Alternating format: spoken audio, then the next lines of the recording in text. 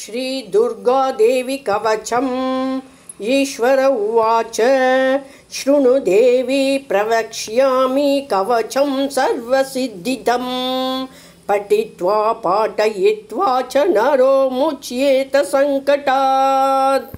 अज्ञात्वा कवचं देवी दुर्गा मन्त्रं च यो जपेत् स नाप्नोति फलं तस्य परत्र नरकं व्रजेत् उमा देवी शिरः पातु ललाटे शूलधारिणी चक्षुषी केचरी पातु कर्णौ चत्वरवासिनी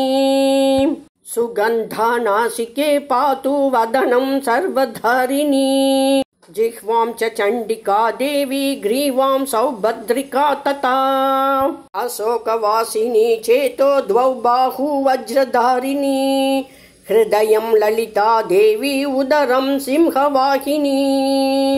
कटिं भगवती देवी द्वावूरु विन्ध्यवासिनी महाबला च जङ्गे द्वे पादौ भूदलवासिनी एवं स्थितासि देवी त्वं त्रैलोक्यरक्षणात्मिके